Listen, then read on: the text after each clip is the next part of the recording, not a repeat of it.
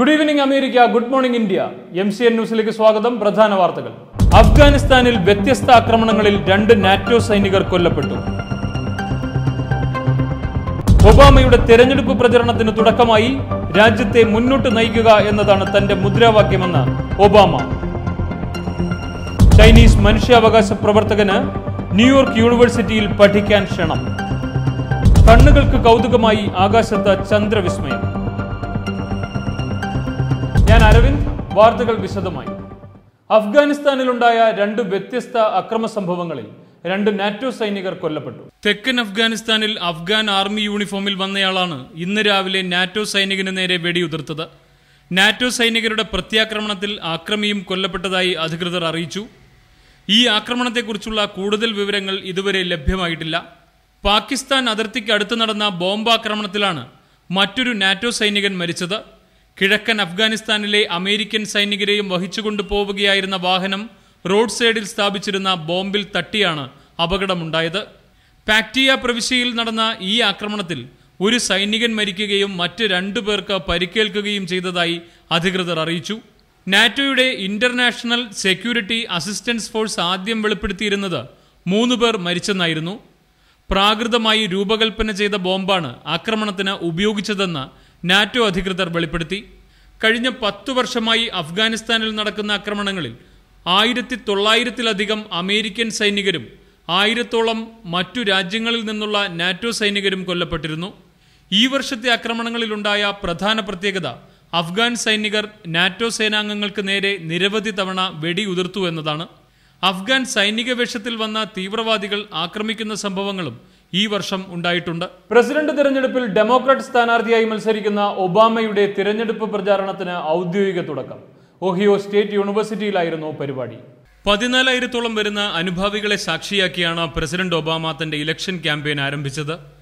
ശനിയാഴ്ച ഉച്ചയ്ക്ക് നടത്തിയ ഉദ്ഘാടന പ്രസംഗത്തിൽ അദ്ദേഹം തന്റെ എതിരാളിയായ മിറ്റ് റോംനിയെയും അദ്ദേഹത്തിന്റെ പാർട്ടിയായ റിപ്പബ്ലിക്കൻ പാർട്ടിയെയും നിശ്ചിതമായി വിമർശിച്ചു. The challenge we faced for over a decade is that harder work hasn't led to higher incomes. It's that bigger profits haven't led to better jobs. Governor Romney doesn't seem to get that. പ്രതിപക്ഷ സ്ഥാനാർത്ഥിയുടെ സാമ്പത്തിക നയങ്ങളെയാണ് പ്രധാനമായും അദ്ദേഹം എതിർത്തത്. മിറ്റ് റോംനിയുടെ പരിഷ്കാരങ്ങൾ സാമ്പത്തിക മേഖലയെ തകർക്കുമെന്നും Republican പാർട്ടിയുടെ സാമ്പത്തിക നയങ്ങൾ പിന്തുടരുന്ന ഒരു റബ്ബർ സ്റ്റാമ്പ് മാത്രമായിരിക്കും മിറ്റ് റോംനി എന്നും അദ്ദേഹം അഭിപ്രായപ്പെട്ടു. He doesn't seem to understand that maximizing profits by whatever means necessary, whether through layoffs or outsourcing or tax avoidance or union busting, might not always be good for the average American or for the American economy. ഒരു ബിസിനസ്സുകാരനായ മിറ്റ് Romney ബിസിനസ്സിൽ നിന്നും പഠിച്ച തെറ്റായ രീതികളായിരിക്കും നടപ്പാക്കാൻ ഒരുങ്ങുന്നതെന്നും അതുകൊണ്ട് ഒരു ശരാശരി അമേരിക്കക്കാരന് ഗുണമുണ്ടാവില്ലെന്നും Obama കൂട്ടിച്ചേർത്തു.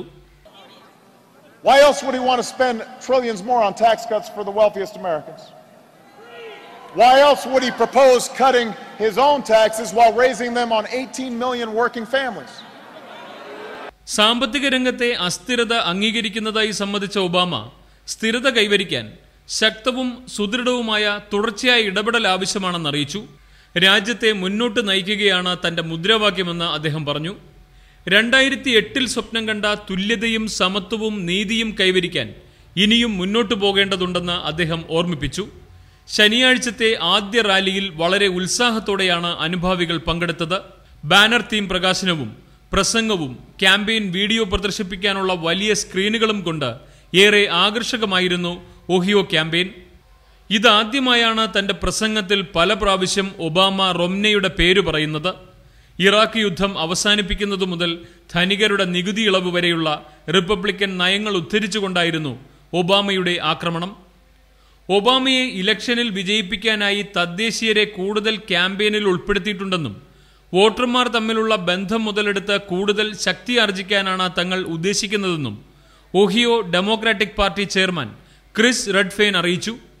ക്യാമ്പയിന്റെ വിജയത്തിനായി 2012 എന്ന സോഷ്യൽ മീഡിയയും ഒബാമ അനുകൂലികൾ ഉണ്ടാക്കിയിരുന്നു. ഇലക്ട്രോണിക് മീഡിയ വഴി കൂടുതൽ ജനസമ്മതി നേടുന്നതിന്റെ ഭാഗമായിട്ടായിരുന്നു ഈ സംവിധാനങ്ങൾ. തിരഞ്ഞെടുപ്പിൽ കൂടുതൽ ശ്രദ്ധ കേന്ദ്രീകരിക്കാൻ ഒബാമ ക്യാമ്പിൽ തീരുമാനം. മെച്ചപ്പെട്ടു വരുന്ന അമേരിക്കൻ സാമ്പത്തിക സ്ഥിതിയും കൂടിവരുന്ന തൊഴിലവസരങ്ങളും ഭരണ നേട്ടങ്ങളായി ഉയർത്തിക്കാട്ടാൻ ധാരണ. റിപ്പബ്ലിക്കൻ സ്ഥാനാർത്ഥി മിറ്റ് റോംനെ കളത്തിൽ കളി മുറുക്കിയതോടെ ഒബാമ ക്യാമ്പ് സജീവമാവുകയാണ്. ഭരണനേട്ടങ്ങൾ കൂടുതൽ ഊർജത്തോടെ ജനമധ്യത്തിലെത്തിക്കുവാനുള്ള ടീമിനെ തന്നെ ഇതിനായി നിയോഗിച്ചു കഴിഞ്ഞു.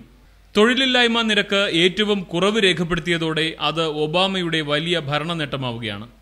ഇക്കഴിഞ്ഞ വാരത്തിൽ രാജ്യം വീണ്ടും സാമ്പത്തിക വളർച്ചയുടെ പാതയിലാണെന്ന നിരവധി സൂചനകൾ കണ്ടു തുടങ്ങി. തിരഞ്ഞെടുപ്പ് പ്രചരണം ചൂടുപിടിപ്പിക്കണമെന്ന തീരുമാനം ഒബാമ ക്യാമ്പിന് കൈക്കൊള്ളാൻ ഇത്തരം സാഹചര്യങ്ങൾ കൂടി കാരണമാവുകയായിരുന്നു. നാളിതുവരെ കൃത്യമായ ഒരു പ്രചരണായുധം ഒബാമ ക്യാമ്പിന് ലഭിച്ചിരുന്നില്ല. മാത്രമല്ല, റിപ്പബ്ലിക്കൻ സ്ഥാനാർത്ഥി നിർണയ പ്രക്രിയ രാജ്യത്താകെ ഒരു വലിയ തിരഞ്ഞെടുപ്പിന്റെ ചൂട് പകർന്നിരുന്നു. നാളിതുവരെ വാർത്തകളിൽ ഇടം പിടിച്ചിരുന്ന മിറ്റ് റോംനെ അങ്ങനെ സൗജന്യമായി ജനങ്ങൾക്കിടയിൽ പോപ്പുലറായി. സൈനികമായി അമേരിക്ക വിദേശങ്ങളിൽ നടത്തുന്ന ഇടപെടലുകൾ രാജ്യത്തിന് കനത്ത സാമ്പത്തിക ബാധ്യത ഉണ്ടാക്കിയിരുന്നു. വിവിധ ജനവിഭാഗങ്ങളിൽ ഇത് അസ്വസ്ഥത സൃഷ്ടിച്ചിരുന്നു. രാജ്യത്തെ സാമ്പത്തിക മാന്ദ്യത്തിന് ഇതായിരുന്നു കാരണമെന്ന് വിശ്വസിക്കുന്നവരും കുറവല്ല. എന്നാൽ അമേരിക്കയുടെ സൈനിക ബാധ്യതകളിലേറെയും ഒബാമയ്ക്ക് മുമ്പ് തന്നെ ബുഷ് വരുത്തിവെച്ചതോ തുടക്കമിട്ടതോ ആണ്. എന്നാൽ ഇക്കഴിഞ്ഞ വർഷങ്ങളിൽ ഇക്കാര്യങ്ങളൊന്നും ജനങ്ങൾക്കിടയിൽ എത്തിക്കാൻ ഒബാമ ഭരണകൂടത്തിന് ഫലപ്രദമായി കഴിഞ്ഞിട്ടില്ല. സൈനിക ഇടപെടലുകളിലെ സാമ്പത്തിക ബാധ്യതയുടെ വിമർശനങ്ങൾ അപ്പാടെ ഇല്ലാതാക്കാൻ ശേഷിയുള്ള ഒരു തുറുപ്പ് കാർഡ് ഇത്തവണ ഒബാമയ്ക്ക് തുണയാകും. ഒസാമ ബിൻ ലാദൻ എന്ന അമേരിക്കയുടെ ഏറ്റവും വലിയ ശത്രുവിനെ അവസാനിപ്പിച്ചതിന്റെ പൊൻതൂവൽ ഒബാമയുടെ തെരഞ്ഞെടുപ്പിൽ സുവർണ കാർഡാണ്. ഓരോ സെപ്റ്റംബർ 11-നും അമേരിക്കൻ ജനത ഉണരുന്നത് തന്നെ തങ്ങൾക്കേറ്റ ഏറ്റവും വലിയ പ്രഹരത്തിന്റെ പരാജയത്തിന്റെ ഒരു ഓർമ്മയുടെ മെഴുകുതിരി കൊളുത്തിവെക്കാനാണ്. ആ ജനത പൊലിഞ്ഞുപോയ ജീവനുകളുടെ മുഖത്തിനൊപ്പം ഓർത്തുവെക്കുന്ന മറ്റൊരു മുഖമാണ് ഒസാമയുടേത്. ആ ഒസാമയെ ഇല്ലാതാക്കിയ ബറാക് ഒബാമ ജനതയെ അഭിമുഖീകരിക്കുമ്പോൾ ആത്മവിശ്വാസം കൂടും. തിരഞ്ഞെടുപ്പ് യുദ്ധം മുറുകുന്ന ദിനങ്ങളാണ് ഇനി വരുന്നത്. കാത്തിരിക്കാം, നെല്ലും പതിരും തിരിയുന്ന കുറച്ച് ദിവസങ്ങൾക്കായി. ചൈനീസ് മനുഷ്യാവകാശ പ്രവർത്തകനായ ചെൻ ഗ്വാൻചെങ്ങിന് ന്യൂയോർക്ക് യൂണിവേഴ്സിറ്റിയിൽ പഠിക്കാം. ഇത് സംബന്ധിച്ച തീരുമാനം ചൈനീസ് അധികൃതരും സ്വാഗതം ചെയ്തു. വീട്ടുതടങ്കലിൽ നിന്നും രക്ഷപ്പെട്ട് അമേരിക്കൻ എംബസിയിൽ അഭയം തേടിയിരിക്കുകയായിരുന്നു അന്ധനായ ചെൻ. 6 ദിവസങ്ങൾക്ക് ശേഷം അദ്ദേഹത്തെ US എംബസിയിൽ നിന്നും ആശുപത്രിയിൽ പ്രവേശിപ്പിച്ചിരുന്നു. അവിടെ വെച്ചാണ് അദ്ദേഹത്തിന് തന്റെ ഭാര്യയെയും മക്കളെയും കാണാൻ അവസരം ലഭിച്ചത്. ഈ സംഭവത്തിൽ ചൈനയും ചൈനയിലെ അമേരിക്കൻ എംബസിയും ഒത്തുകളിച്ചുവെന്ന വിമർശനം ഉയർന്നിരുന്നു. ലോകശ്രദ്ധയാകർഷിച്ച ഈ സംഭവത്തെ തുടർന്ന് തന്നെ ചൈന വിട്ടുപോകാൻ അനുവദിക്കണമെന്ന് അദ്ദേഹം ചൈനീസ് അധികൃതരോടും അമേരിക്കൻ കോൺഗ്രസിനോടും അപേക്ഷിച്ചിരുന്നു. തന്റെ പഠനം തുടരാനാണ് അമേരിക്കയിൽ പോകണമെന്ന ചെൻ ആവശ്യപ്പെട്ടത്. ഈ ആവശ്യമാണ് ഇപ്പോൾ അംഗീകരിക്കപ്പെട്ടിരിക്കുന്നത്.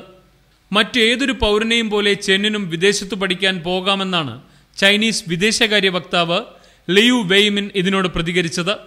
ഇത് ആശാവഹമായ തീരുമാനമാണെന്നായിരുന്നു അമേരിക്കൻ സ്റ്റേറ്റ് സെക്രട്ടറി ഹിലാരി ക്ലിന്റന്റെ പ്രതികരണം.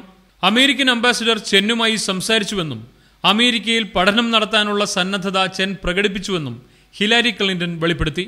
ന്യൂയോർക്ക് യൂണിവേഴ്സിറ്റി വിസിറ്റിംഗ് സ്കോളറായാണ് ചെന്നിനെ അമേരിക്കയിലേക്ക് ക്ഷണിച്ചിരിക്കുന്നത്. ഒരു അമേരിക്കൻ യൂണിവേഴ്സിറ്റി ചെന്നിന് ഫെലോഷിപ്പ് വാഗ്ദാനം ചെയ്തിട്ടുണ്ടെന്നും ആയതിനാൽ അദ്ദേഹത്തിന് തന്റെ ഭാര്യയെയും മക്കളെയും കൂടെ കൂട്ടാനാവുമെന്നും അമേരിക്കൻ സ്റ്റേറ്റ് ഡിപ്പാർട്ട്മെന്റ് വക്താവ് വിക്ടോറിയ ന്യൂട്ട്ലാൻഡ് അറിയിച്ചു. ചൈനീസ് സർക്കാർ ചെന്നിന് യാത്രാനുമതി നൽകിയതായും ന്യൂലാൻഡ് വ്യക്തമാക്കി. ചെൻ അമേരിക്കയിലേക്ക് പോകുന്നതോടെ ചെന്നിന്റെ വീട്ടുതടങ്കലും അമേരിക്കൻ എംബസിയിലെ അഭയം തേടലും ഉണ്ടാക്കിയ നാണക്കേടിൽ നിന്നും ഇരു രാജ്യങ്ങൾക്കും മുഖം രക്ഷിക്കാനാവുമെന്നാണ് പൊതുവെ വിലയിരുത്തപ്പെടുന്നത്. കുടുംബാസൂത്രണത്തിനോടനുബന്ധിച്ചുള്ള ഗർഭചിത്രത്തിന് ധനസഹായം നൽകേണ്ടതില്ലെന്ന വഴിയിൽ അരിസോണയിൽ ഇത് സംബന്ധിച്ച നിയമം പ്രാബല്യത്തിലാവുന്നു. കുടുംബാസൂത്രണത്തിന്റെ ഭാഗമായി നടത്തുന്ന അബോർഷനുകൾക്ക് ധനസഹായം നൽകാതിരിക്കുന്നതിനുള്ള ബിൽ അരിസോണ ഗവർണർ ജാൻ ബ്രീവർ ഒപ്പുവച്ചു. ഇപ്പോഴുള്ള നിയമങ്ങൾ ബലപ്പെടുത്താനും നികുതിദായകരുടെ പണം അബോർഷന് വേണ്ടി ചെലവാകാതിരിക്കാനുമാണ് ഈ നടപടിയെന്ന് ബ്രീവർ വെളിപ്പെടുത്തി. പ്രത്യക്ഷമായോ പരോക്ഷമായോ നികുതിപ്പണം അബോർഷന് വേണ്ടി ചിലവാക്കുന്നതിനെ എതിർക്കുന്ന ഭൂരിപക്ഷം അമേരിക്കക്കാരോടൊപ്പമാണ് താനെന്ന് ബ്രീവർ കൂട്ടിച്ചേർത്തു. ഇത്തരം നിയമങ്ങൾ കൻസാസിലും നോർത്ത് കരോലിനയിലും ടെക്സാസിലും ഇപ്പോഴും നിലവിലുണ്ട്. ന്യൂജേഴ്സിയിലെയും വിസ്കോസിനിലെയും ബജറ്റ് പ്രക്രിയ അബോർഷൻ നടത്തുന്ന സ്ഥാപനങ്ങൾക്ക് ധനസഹായം ലഭിക്കാത്ത രീതിയിലാണ് ക്രമപ്പെടുത്തിയിരിക്കുന്നത്. എന്നാൽ ബ്രീവർ ബില്ലിൽ ഒപ്പുവയ്ക്കുന്നതിന് മുൻപേ തന്നെ കുടുംബാസൂത്രണത്തെ പ്രോത്സാഹിപ്പിക്കുന്നവരുടെ രാഷ്ട്രീയ സംഘടന ഇതിനെ എതിർത്തിരുന്നു. അബോർഷൻ മാത്രമല്ല കുടുംബാസൂത്രണത്തെ പ്രോത്സാഹിപ്പിക്കുന്ന സ്ഥാപനങ്ങൾ ചെയ്യുന്നത് എന്നാണ് ഇവരുടെ വാദം. ക്യാൻസർ സ്ക്രീനിംഗ്, ജനന നിയന്ത്രണം, പ്രതിരോധ കുത്തിവയ്പ്പുകൾ, ലൈംഗികാരോഗ്യ വിദ്യാഭ്യാസം എന്നിവയും കുടുംബാസൂത്രണത്തിന്റെ ഭാഗമാണെന്ന് അവർ പറയുന്നു. അതിനാൽ ഇത്തരം സ്ഥാപനങ്ങൾക്കുള്ള ധനസഹായം തുടരണമെന്നാണ് അവരുടെ അഭിപ്രായം. ആയിരക്കണക്കിന് ആളുകളുടെ ആരോഗ്യത്തെ ഹനിക്കുന്നതാണ് ഗവർണർ ബ്രീവറിന്റെ പുതിയ നയമെന്നാണ് അരിസോണയിലെ കുടുംബാസൂത്രണ സ്ഥാപനത്തിലെ മുതിർന്ന ഉദ്യോഗസ്ഥർ പുതിയ നിയമത്തോട് പ്രതികരിച്ചത്. അരിസോണയിലെ സ്ത്രീകളുടെ പ്രതിരോധ ചികിത്സയെ ബാധിക്കുന്ന തീരുമാനമാണ് സർക്കാരിൻ്റേതെന്നും അദ്ദേഹം ആരോപിക്കുന്നു. National Christmas ട്രീക്ക് ആയുസറ്റു. 1 വർഷം പോലുമാകാത്ത ട്രീയാണ് കരിഞ്ഞുപോയതിനാൽ മാറ്റി പുതിയത് നടുന്നത്. ശനിയാഴ്ച രാവിലെയാണ് വൈറ്റ് ഹൌസിൽ നിന്നും നാഷണൽ ക്രിസ്മസ് ട്രീ പിഴുതുമാറ്റിയത്. കൊളറാഡോ സ്പേഴ്സ് ഇനത്തിൽപ്പെട്ട ഈ മരം കരിഞ്ഞുപോയതിനാലാണ് അവിടെ നിന്നും നീക്കിയതെന്ന് നാഷണൽ പാർക്ക് അധികൃതർ അറിയിച്ചു. പറിച്ചു നട്ടപ്പോൾ ഉണ്ടായ കുലുക്കമാണ് മരം നശിക്കാൻ കാരണമായതെന്ന് അധികൃതർ വെളിപ്പെടുത്തി. വൈറ്റ് ഹൌസിന്റെ തെക്കുഭാഗത്തായിരുന്നു ഈ ക്രിസ്മസ് ട്രീ നട്ടിരുന്നത്. കൊടും കാറ്റിൽ കേടായത് കാരണമായിരുന്നു നേരത്തെ ഉണ്ടായിരുന്ന മരം മാറ്റി പുതിയ ക്രിസ്മസ് ട്രീ കഴിഞ്ഞ വർഷം ഇവിടെ സ്ഥാപിച്ചത്. കേടാവുന്ന മരത്തിനു പകരം സ്ഥാപിക്കാൻ തങ്ങൾ എപ്പോഴും മരങ്ങൾ സൂക്ഷിച്ചിട്ടുണ്ടെന്ന് നാഷണൽ പാർക്ക് സർവീസ് അധികൃതർ അറിയിച്ചു. ക്രിസ്മസ് വേളയിൽ എല്ലാ വർഷവും ലൈറ്റിങ്ങിനായാണ് നാഷണൽ ക്രിസ്മസ് ട്രീ ഉപയോഗിക്കുന്നത്. വൈറ്റ് ഹൌസിലെ നാഷണൽ ക്രിസ്മസ് ട്രീ ലൈറ്റിംഗ് വളരെ ആഘോഷപൂർവ്വമാണ് നടത്തുന്നത്. കഴിഞ്ഞ വർഷം പ്രസിഡന്റ് ഒബാമയായിരുന്നു ഈ ചടങ്ങ് നടത്തിയത്. ഇപ്പോൾ മാറ്റിയ ക്രിസ്മസ് ട്രീക്ക് പകരം നടുന്നതും കൊളറാഡോ സ്പേഴ്സ് ഇനത്തിൽപ്പെട്ട മരമായിരിക്കുമെന്നാണ് നാഷണൽ പാർക്ക് അധികൃതർ അറിയിക്കുന്നത്. എന്നാൽ ഒക്ടോബർ മാസത്തോടെ മാത്രമേ പുതിയ മരം സ്ഥാപിക്കുകയുള്ളൂവെന്നും അധികൃതർ അറിയിച്ചു. കണ്ണുകൾക്ക് കൗതുകമായി ആകാശത്ത് ചന്ദ്രവിസ്മയം. ചന്ദ്രന്റെ വലിപ്പവും പ്രകാശവും പല മടങ്ങ് ഇരട്ടിയായ സൂപ്പർ മൂൺ പ്രതിഭാസത്തിന്റെ വിശേഷങ്ങൾ. പെരിഗി ഫുൾ മൂൺ എന്നറിയപ്പെടുന്ന പ്രതിഭാസമാണ് ശനിയാഴ്ച രാത്രി ലോകം മുഴുവൻ ദർശിച്ചത്. വർഷത്തിൽ ഒരിക്കൽ മാത്രമാണ് ചന്ദ്രന് ഇത്രയും വലിപ്പത്തോടെയും പ്രകാശത്തോടെയും ദൃശ്യമാകുന്നത്. സൂപ്പർ മൂണിന് സാധാരണ ദൃശ്യമാകുന്നതിനേക്കാൾ 14% വലിപ്പവും 30% അധിക പ്രകാശവുമാണ് ഉണ്ടാവുക. സൂപ്പർ മൂൺ ദിവസം ചന്ദ്രൻ ഭൂമിയോട് കൂടുതൽ അടുത്തു വരുന്നതുകൊണ്ടാണ് കൂടുതൽ വലിപ്പത്തോടെയും പ്രകാശത്തോടെയും കാണപ്പെടുന്നത്. സാധാരണ ദിവസങ്ങളിൽ ചന്ദ്രൻ ഭൂമിയിൽ നിന്നും 3,84,000 കിലോമീറ്റർ ദൂരെയാണ് സ്ഥിതി ചെയ്യുന്നത്. എന്നാൽ സൂപ്പർ മൂൺ ദിവസം ചന്ദ്രനും ഭൂമിയുമായുള്ള അകലം 3,56,400 കിലോമീറ്ററായി കുറയുന്നു. ഈ ദിവസം ചന്ദ്രൻ ഭൂമിയോട് കൂടുതൽ അടുത്തു വരുന്നതിനാൽ കൂടുതൽ ഉയരത്തിലുള്ള വേലിയേറ്റമാണ് ഉണ്ടാകുന്നതെന്ന് ശാസ്ത്രജ്ഞർ അഭിപ്രായപ്പെടുന്നു. ലോകത്തിന്റെ എല്ലാ ഭാഗത്തും സൂപ്പർ മൂൺ ഇന്നലെ കാണാനായി എങ്കിലും പല രാജ്യങ്ങളിലും കണ്ട ചന്ദ്രൻ അന്തരീക്ഷത്തിൽ ഉൽക്കകൾ പൊടിഞ്ഞുണ്ടായ ധൂളികൾ കാരണം ഭാഗികമായി മറയപ്പെട്ടിരുന്നു. അമേരിക്കയിലെ പല ഭാഗങ്ങളിലും ഇന്നലെ ചന്ദ്രൻ ഇങ്ങനെയാണ് കാണപ്പെട്ടത്. വ്യക്തമായ ചന്ദ്രന്റെ ദൃശ്യങ്ങൾ കാണപ്പെട്ടതായി ശ്രീലങ്കയിൽ നിന്നുള്ള റിപ്പോർട്ടുകൾ സൂചിപ്പിക്കുന്നു. മേഘത്താൽ മൂടിയ നിലയിലായിരുന്നു ഫിലിപ്പീൻസിൽ ഇന്നലെ സൂപ്പർ മൂൺ കാണപ്പെട്ടത്. അമേരിക്കയിൽ ഏറ്റവും വ്യക്തമായ സൂപ്പർ മൂൺ ഐസ്ലാൻഡിലാണ് ദൃശ്യമായത്.